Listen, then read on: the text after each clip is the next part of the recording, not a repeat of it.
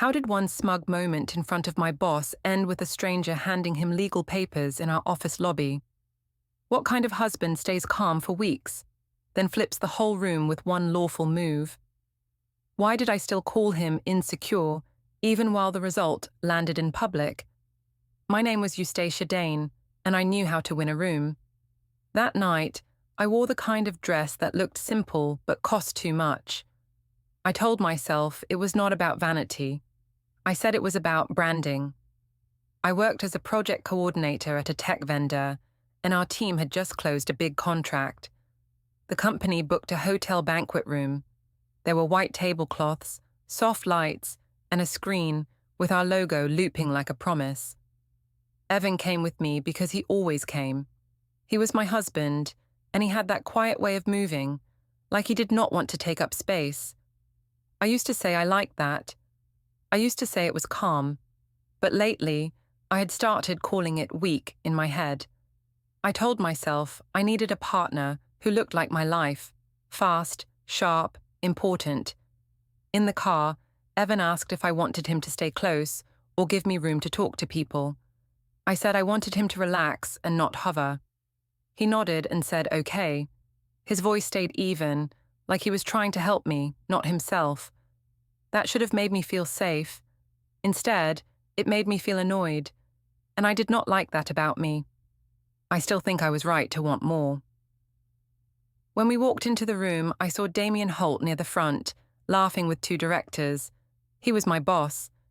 He wore a dark suit that fit like he had people to do things for him. Damien saw me and lifted his glass a little, like we had a private joke. My chest warmed in a way I did not name out loud. Evan noticed where my eyes went. He asked who the man was. I said it was my director and that he liked my work. I made it sound normal. I made it sound earned. Evan said he was glad for me. I took Evan's arm and guided him toward the tables, like I was placing furniture. I told myself that was just hosting. I told myself I was leading. I did not tell myself that I was already separating him from my story. Renee Park was there too, my friend from outside work. She knew people because she was loud and fearless, and people liked to borrow her confidence. She hugged me and said I looked expensive. I laughed and said I was finally dressing like my salary. She looked at Evan and asked if he was ready to behave. Evan blinked, like he did not know it was a joke. I smiled and said he was trained. That is how it started. Small jokes. Safe jokes, I told myself. Everybody made jokes. Everybody teased their spouse. It was culture. It was fun. Then Damien came over. He congratulated me and said the contract would not have happened without my push. He said my emails kept the client awake at night. I laughed and said I was good at being annoying. Damien asked if Evan was proud. Evan said yes, and said he was proud every day. He sounded sincere. That made my face tighten, because sincerity in public feels like someone is asking you to be real. Damien asked Evan what he did. Evan said he was a building inspector for the city. Damien raised his eyebrows and said that sounded stable. He said it like stable meant boring. Evan smiled politely and said it paid the bills. I could have stopped it there. I could have bridged it. I could have said Evan's job mattered. Instead, I tilted my head and said, Evan loved rules and checklists. I said he could not function without them. Damien laughed. Renee laughed too, loud enough for a few people to glance over. Evan looked at me. He asked if I really thought that. I said I was teasing and that he needed to lighten up. I said he always took things personally. I made it his flaw, not my choice. Damien asked if Evan ever got jealous of my work life. He asked it like he was curious, like he cared. I knew it was a test. I also knew the right answer if I wanted to look modern and strong. I said Evan used to get jealous, but he was learning. I said I did not do small relationships. I said I needed a man who could keep up with me. Evan's mouth opened for a moment, then closed again. He asked if we could talk later. I said yes, but I said it in a way that meant no. I squeezed his arm and smiled wider, like I was in control of the scene. The program started. a manager took the microphone and praised the team. People clapped and filmed short clips for social media. I watched faces while they clapped. I watched who looked at me. I wanted to be seen. I wanted to be the person people remembered. If Evan stood too close, I worried people would see us as one unit, and that unit would not shine. I hated that thought, so I blamed him for it. Before we dive deeper into this story, I have one small request. Please subscribe, drop a like, comment, and hit that hype button to boost this channel so more people can discover these incredible stories. At our table, I leaned toward Renee and told her Evan still did not understand how business works. I said he acted like the world was a courtroom, not a market. Renee asked if he ever complained when I stayed late. I said he did, but I said he also liked the money. I made him sound greedy and small. I kept my voice low, but low voices still travel in a quiet room. Evan asked if I wanted water. I said yes. When he returned, I was laughing with Damien about a client who had begged for my time. Damien said I was dangerous in the best way. I said I learned from strong men. My words came fast. I did not stop to ask if they were kind. Later, Damien invited a few of us to a side area near the windows. It was not secret, but it felt selected. I walked there like it was a promotion. Evan followed a step behind. Damien looked at Evan and asked if he was okay, standing there with all this ambition. I laughed again, too quick. I said Evan was used to it. I said he liked being with a woman who had goals, even if it scared him. Evan's face went still. He asked if I was trying to embarrass him. I said he was embarrassing himself by acting wounded. I said it was not my job to manage his feelings in my workplace. I said he should be proud and quiet. I could see his jaw tighten, then relax. He nodded once, slow. He did not raise his voice. He did not grab me. He did not do anything dramatic. That should have made me feel guilty. Instead, it made me feel powerful. I told myself that meant I was finally winning. Then my phone buzzed. I glanced down, expecting a group chat. I saw a message preview from Damien.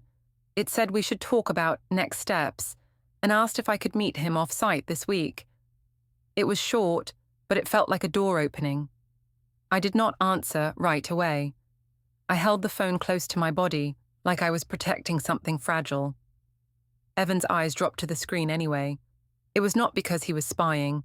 It was because we were standing close and the light was bright, and the preview was there. He asked who was texting me at night in the middle of my own celebration. I said it was nothing, just work. I said Damien was intense with planning. Evan asked why it had to be off-site. I said he was being paranoid. I said he always tried to pull me down when I was rising. I hated how easy it was to say that. It came out like a practice line. We stood in the glow from the windows. People behind us cheered for another speech. Renee waved at someone and did not notice my husband's face. Damien had already turned away, talking to a director like nothing happened. Evan looked at me like he was seeing me in a new way. He asked if I even wanted him there tonight. I said of course, but my voice sounded thin. I added that he should stop making my success about him. I said I did not need a babysitter. I said I needed support. Evan nodded again. He said he would go outside for air. He picked up the car keys from the table with a calm hand, like he did not want anyone to notice. He did not slam a chair. He did not make a scene. He just walked away from the lights, and I stayed where the applause was. In the car ride home, Evan did not talk much. He drove like he was trying to keep the road smooth. I stared at my phone and acted busy. I told myself I was the adult in the situation, even though my hands were shaking a little. I did not like that he had seen the message preview. I did not like that I had to explain anything. When we got home, Evan asked if we could talk in the kitchen. I said it was late and I had an early meeting. He said he only needed 5 minutes. I said 5 minutes was never 5 minutes with him. I made it sound like he was the problem for wanting words. He asked why Damien would want to meet me off-site. I said because leaders liked privacy and focus. He asked if it was normal. I said it was normal for people who mattered. I watched his face while I said it. I wanted him to look ashamed for doubting me. Evan asked if I was happy. I said that was a strange question. He said he felt like he was standing next to me, but not with me. I said he was being dramatic. I said work was stressful, and he should support me instead of making it about feelings. He asked if I had done anything wrong. I said no, and I said it too fast. Then I added that his question was unfair. I said he was accusing me without proof. I said he was acting like an inspector at home too, checking me like a building. I watched his eyes blink, slow, like my words were heavy.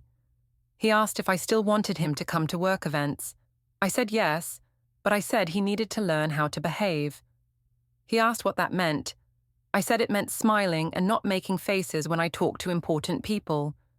I said it meant not dragging me down in front of my team. Evan nodded once. He said, okay. He went to the sink and rinsed a glass that was already clean. That tiny thing annoyed me more than a fight. A fight would have proved my story. Silence made me unsure. I went to our bedroom and changed fast. Evan did not follow me. He slept on his side of the bed with his back turned. I told myself he was punishing me. I told myself I was the victim of his mood. In the morning, I woke up first. I walked into the kitchen and saw 2 mugs on the counter instead of 1.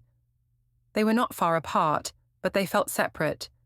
Evan was already dressed. He was packing the kids' lunches with the kind of care that made me feel judged. I asked if he was mad. He said he was tired. I said tired was not an answer. He said he did not want to argue in front of the kids. I said I was not arguing, I was asking. I knew that was a trick. I liked making my questions sound harmless. Mila came in, rubbing her eyes. She asked if we were going to school early today. Evan said yes. Noah asked why Dad looked serious. Evan said he had a busy day. I smiled too wide and said Dad was just thinking about work. I said it like I was smoothing a blanket over a mess. When Evan reached for his keys, his phone lit up. I saw a calendar alert flash for a second. It said something like, downtown 9:25 a.m. It looked plain, but it felt planned. Evan tapped it away quickly. I asked what it was. He said it was a reminder. I asked for what. He said for errands. I said he never used reminders for errands. He said he started now. His tone was calm, like he was talking to a stranger in line, not his wife. That calm made me angry, because I could not fight it.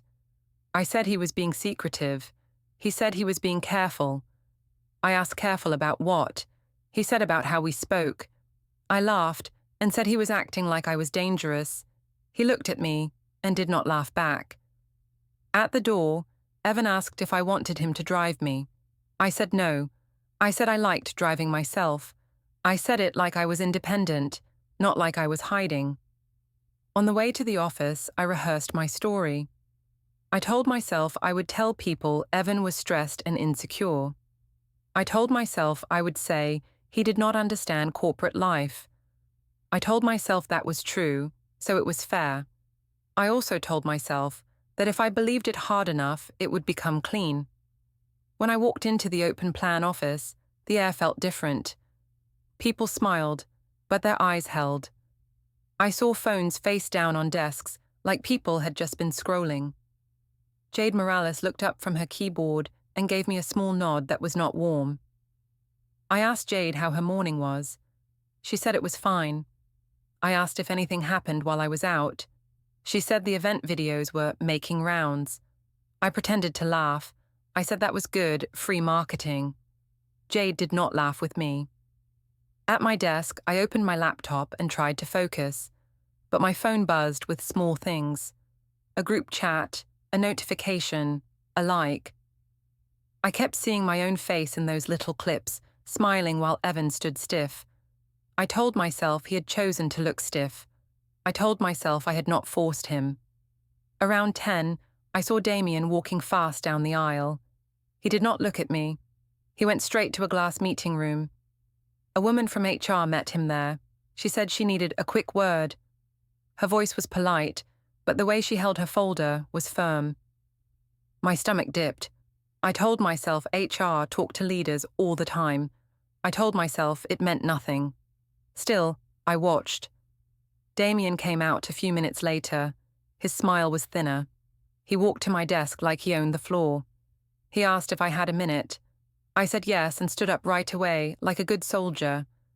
In a quiet corner, Damien asked if Evan had made a scene after the event. I said no, and I added that Evan was fine. Damien asked if Evan was supportive. I said Evan tried, but he could be sensitive. I said it in the same tone I used at the banquet, like it was a joke that proved my strength. Damien told me HR was overreacting to a clip where my husband looked uncomfortable. He said people love drama. He asked if I could keep my personal life from spilling into the office. I felt heat rise in my face, like he had turned me into the messy one. I said I could handle it. I said Evan was the emotional one, not me. Damien said he did not want distractions. He said he needed me sharp. I nodded like I was honored. Then Damien lowered his voice and said, "We should talk off-site this week." He said it would be simpler. He said he trusted me. He asked if I could do Wednesday after work. I said yes before I thought. He told me to keep it quiet. I asked why. He said people were watching. He said HR loved patterns. I nodded again. I told myself he was protecting me. I told myself that meant he cared. I did not let myself think about what else it meant. After he walked away, I sat down and tried to work. My inbox blurred. I kept checking my phone, then forcing it face down like I was innocent. At lunch, Renee texted me and asked how the sad husband was doing. I told her he was sulking. She sent a laughing emoji and said, "Men love to punish when they felt small." I felt relief reading it. Relief is dangerous because it feels like proof. When I got home that evening, the house smelled like toner, faint and dry, like a printer had been running. Evan was in the dining area with his laptop open. I saw a spreadsheet grid for a second, rows and columns, but no title. He clicked to another window when I walked in. I asked what he was doing. He said paperwork. I asked what kind. He said household things. I saw a plain folder on the table with a label that said bank. It was not dramatic. It was worse than dramatic. It was organized. I said he was acting like we were separating. He looked up and asked if I wanted to talk calmly. I said he was the one changing. He said he was adjusting to reality. I did not like that word, because it made mine feel fake. I went to the bathroom and stared at my face in the mirror. I told myself I was not a bad person. I told myself I was a woman with ambition. I told myself Evan would thank me one day for pushing him. Then my phone lit up again, and I saw Damien's name. I held the phone low and typed back, "Yes, Wednesday, off-site." I deleted the thread right after, like that made it clean. The rooftop bar was loud in a clean way, like money trying to sound relaxed. There were heaters along the railing, and soft music that made people lean closer. Our coworkers came in clusters, and partners followed like extra guests. I told myself this was networking, not social. I said it mattered. Evan came because I told him it would look bad if he did not. He asked if I wanted him to stay near me. I said he should stay close enough to look supportive, but far enough to not block me. He nodded like he understood the rules. Renee was already there, waving at people like she owned the night. She pulled me into a hug and said she loved seeing me in my element. She looked at Evan and asked if he brought his serious face. Evan said he was fine. Renee said she hoped he would not ruin the vibe again. I laughed and said he would behave. I knew I was using him as a prop. I did not say it like that in my head. I called it standards. I told myself I was teaching him how to be in my world. Damien arrived later, surrounded by 2 managers and a client rep. He saw me and smiled like he was saving a seat. Evan noticed. He asked if Damien always looked at me like that. I said Evan imagined things. I said Damien looked at everyone like that because he was friendly. We got drinks. Evan asked what I wanted. I said he could just get me what he got me last time because he knew my taste. Then, When he hesitated, I acted annoyed and said he never paid attention. I could see him choose not to argue. He went to the bar without a word. While Evan was gone, I slid closer to Renee and told her Damien had asked me to meet off-site. Renee's eyes lit up. She asked if it was that kind of meeting. I said it was business, but I did not sound sure. Renee said powerful men did not waste time on women they did not want around. She said I deserved attention. I felt my shoulders loosen, like her words were permission. Jade stood nearby, holding a soda like she wanted an excuse to leave. She asked how I was. I said I was great and said it louder than needed. Jade's eyes flicked to my ring, then away. She asked if Evan was okay after the banquet. I said he was fine, and then added that he was sensitive. I made it sound like a medical issue, not a human one. Evan came back with my drink. He handed it to me carefully. I did not thank him. I made a small face and said it was not what I wanted. He asked what was wrong with it. I said it was too sweet and he should know that. He said he was sorry and offered to swap it. I shrugged like he was wasting my time. I watched Damien watching us. I thought he would see me as high value because I demanded better. I thought he would respect me for making my husband adjust to me. I did not think about how it looked from the outside. I only cared about what it said about my place. A toast started near the center. Someone raised a phone to record. People pressed in and lifted glasses. The camera light blinked. Renee shouted my name and told everyone I was the reason the deal closed. I smiled like it was true. Someone asked where my husband was. Renee pointed at Evan and said he was my support staff. People laughed. Evan's face did not change much. He asked me quietly if that was necessary. I said it was a joke and he needed to stop being insecure. I said I could not babysit his feelings at every event. He looked at me for a long second, then nodded. His calm felt like a wall. I hated that I could not break it. Damien stepped in and said he wanted to borrow me for a minute. He asked if I could help him with an idea for next quarter. He said it like I was special, like my brain was a private resource. I followed him toward the railing. Evan stayed behind, holding his glass with both hands. Damien lowered his voice and asked if things at home were stable. I said yes, and then I said Evan was just stressed. Damien said he did not want drama near the office. He said HR was watching him and watching me. I told him Evan would not do anything. Damien asked if I was sure. I said Evan was lawful and careful, like that meant harmless. Damien said we should keep our off-site meeting clean. He said no messages that looked personal. He said we should talk in person and keep it simple. I nodded and said I understood. My heart beat fast, but I told myself it was because I was important. When we turned back, I saw Evan standing alone near a high table. His phone was face down beside his drink. The screen lit up once, then went dark. I caught a glimpse of a thread name that looked like follow-up, but I could not read more.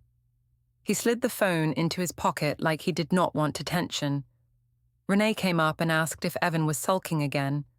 I said he was fine, and then I said he always acted quiet when he wanted to control me.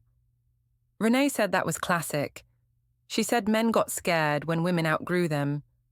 I repeated it to myself like a shield. As the night went on, more photos were taken. People tagged the company, tagged Damien, tagged me. I stood in the center for most of them. Evan stood slightly to the side, not far, but not close enough to look like a pair. I told myself he chose that. Near the end, Evan asked if we could leave soon because the kids had school. I said he was trying to ruin my night. He said he was trying to keep the schedule. I said schedules were his whole personality. He did not answer. He just looked past me, like he was storing the moment. When someone called for one more toast, a phone lifted again, and the camera pointed right at our faces. Evan shifted one step back, just enough to be out of frame, and I felt a sudden chill as I realized he was done playing my part. School pickup always felt like a small stage. Cars lined up in a slow snake, and parents watched each other through windshields like it mattered. I sat behind the wheel with my phone in my lap, pretending I was calm. Evan sat in the passenger seat because his car was in the shop, and I told myself that was already proof he needed me. Evan asked if we could keep the week simple for the kids. I said the week would be simple if he stopped acting strange. He said he was not acting strange, he was trying to be steady. I said steady was another word for cold. We rolled forward a few feet. I saw Mila's backpack first, then her small head, as she walked out with her class. Noah came behind her, taller, looking like he was already tired of adult moods. Mila opened the back door and asked why we were both in the car today. I said it was a fun change. Evan said it was because the other car needed repairs. Mila, looked at Evan's face too long. She asked if he was sick. Evan told her he was okay, just thinking. Noah buckled in and asked if we were still going to Grandma Gloria's dinner. I said yes, and added that we would be on time if everyone cooperated. Evan glanced at me like he heard the point inside the sentence. He said we would be on time. On the drive, my phone buzzed twice. I kept it face down. Evan did not ask who it was. That should have made me relieved, but it made me feel like he had stopped caring. I hated that feeling. I wanted him to reach for me so I could push his hand away and feel powerful again. When we got home to change, Evan went to the kitchen and started packing the kids' water bottles for tomorrow. I walked past him and opened the pantry too hard. Evan asked if I was upset. I said I was fine and said it like a warning. I noticed the mugs again. 2 mugs, washed, placed apart like 2 flags. On the counter, there was a neat stack of mail. One pile looked like utilities. One looked like bank statements. I told myself he was trying to scare me with paperwork. I told myself that was controlling. I went upstairs and changed into something that looked family-friendly, but still sharp. I wanted to look like the reasonable person. Evan came up later and changed quietly. He did not ask how I felt. He did not ask if I wanted to talk. He just put on a plain shirt and checked the kids' shoes by the door. It felt like he was preparing to leave without drama. At Gloria and Mark's house, the dining room table was long and crowded. It smelled like roast chicken and warm bread. Family dinners used to feel safe. That night, it felt like a courtroom without papers. Everyone smiled, but their eyes asked questions.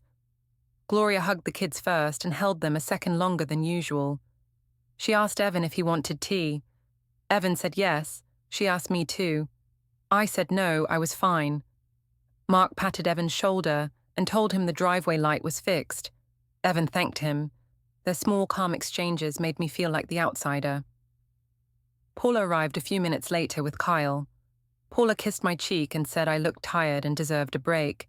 She said it loud enough for Gloria to hear. Gloria's mouth tightened, then she asked everyone to sit. During dinner, Gloria asked Noah about school. Noah said he had a spelling test. Gloria asked Mila what she drew in art. Mila said she drew our house, but she made 2 doors. She said one door was for Dad when he needed quiet. The table went still for a second. I laughed and said kids were creative. Evan looked down at his plate.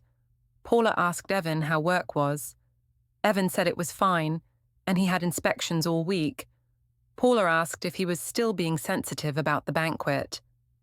I stared at Evan, waiting for him to react.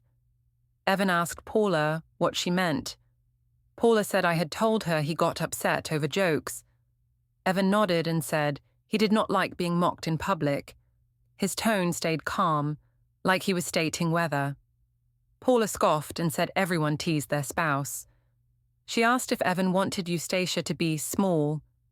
I jumped in and said Evan liked to control the story. I said he acted supportive until someone important was watching. I said he then got moody. I made it sound like a pattern, not one night. Gloria put her fork down. She asked me what I had said at the banquet. I said I had joked that Evan loved rules and that he needed to lighten up. Gloria asked if I had called him weak. I said no, and then I said it depended on how people heard it. I said I could not control other people's ears. Kyle cleared his throat. He asked me if I was spending time with my boss outside work. My throat went tight.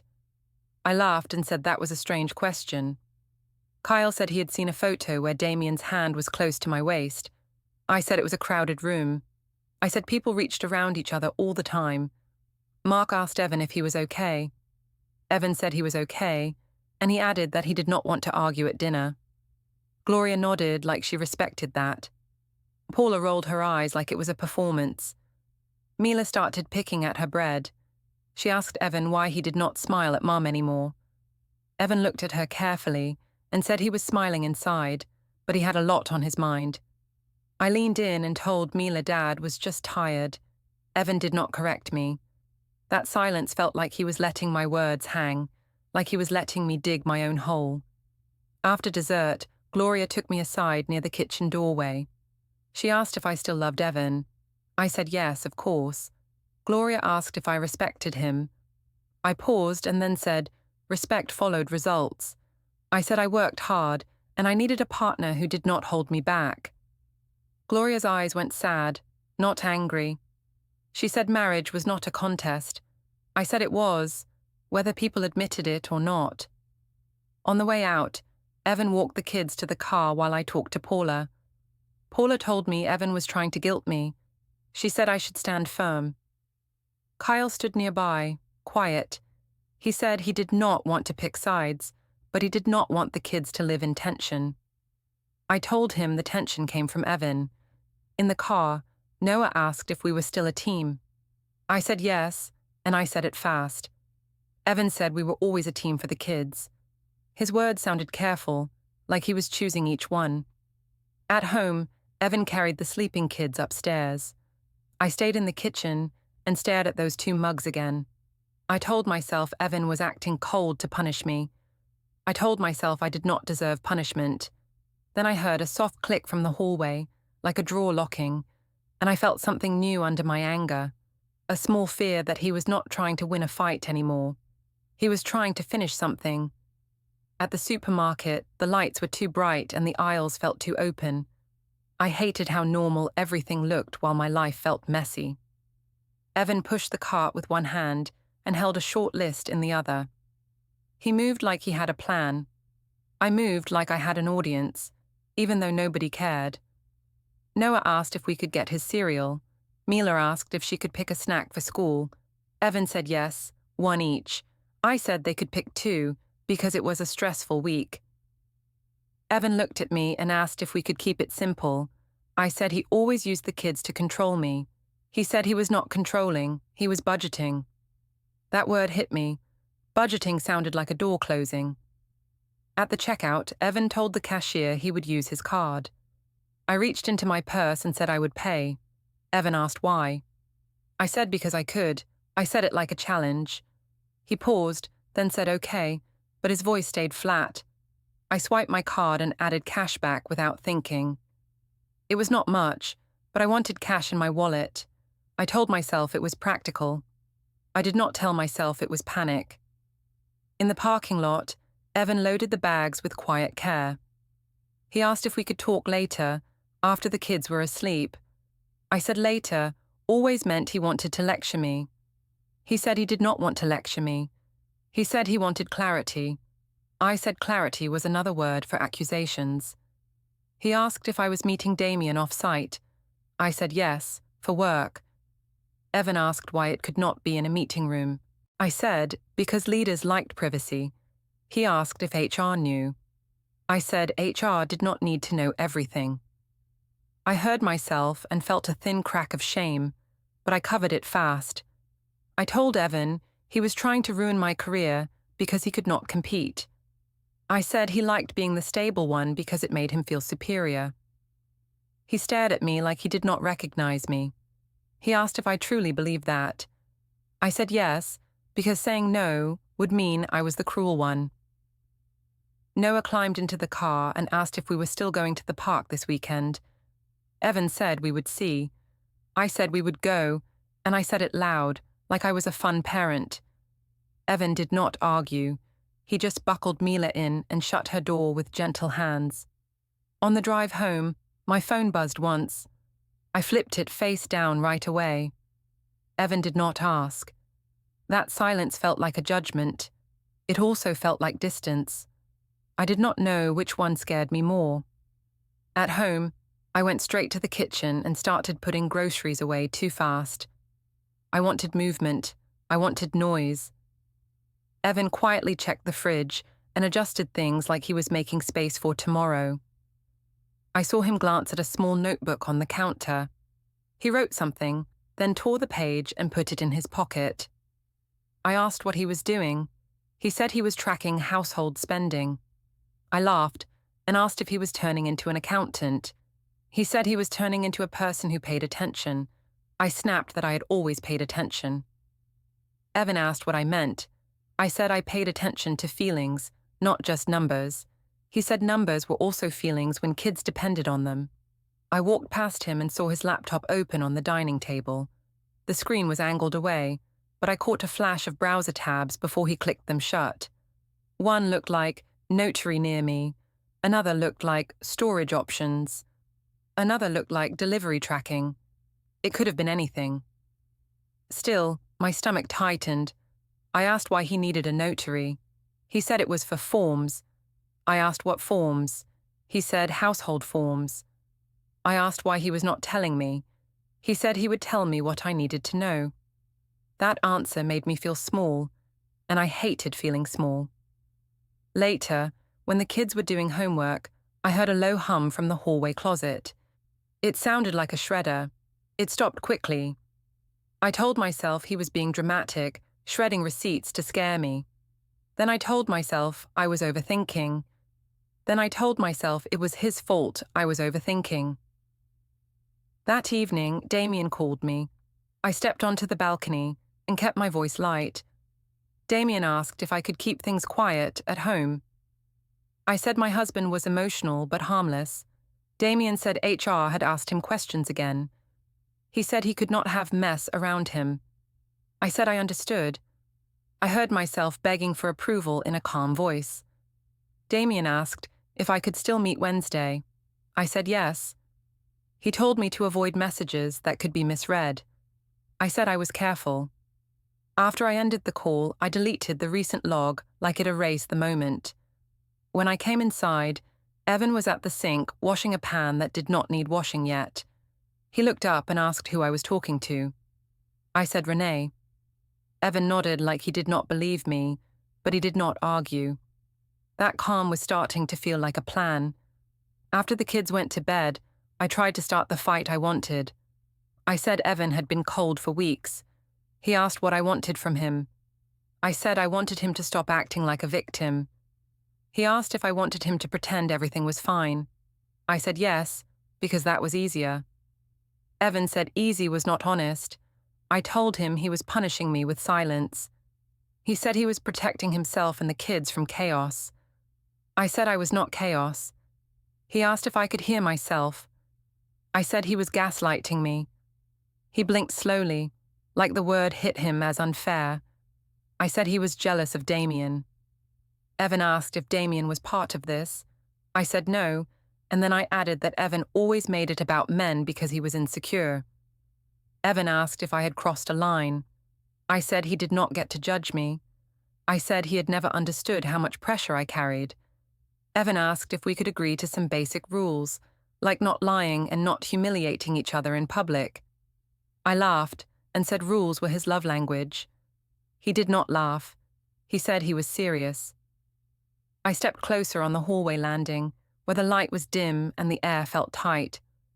I told him he needed to say he forgave me for being ambitious. I told him he needed to stop looking at me like I was a stranger. Evan looked at the stairs, then back at me. He asked if I was ready to be honest. I said I was already honest, and I said it like a weapon. Evan exhaled, slow and controlled. He said he would not fight with me like this anymore. I asked what that meant. He said it meant he would handle it properly. In the office tower lobby, a process server handed Damien papers first, then turned to me. Evan stood near the doors, calm, while HR watched. I read the top lines and felt my throat close. Divorce filed, temporary schedule set today, and a complaint naming Damien's role in the pressure and off-site meetings. Damien's face drained. Evan did not look away.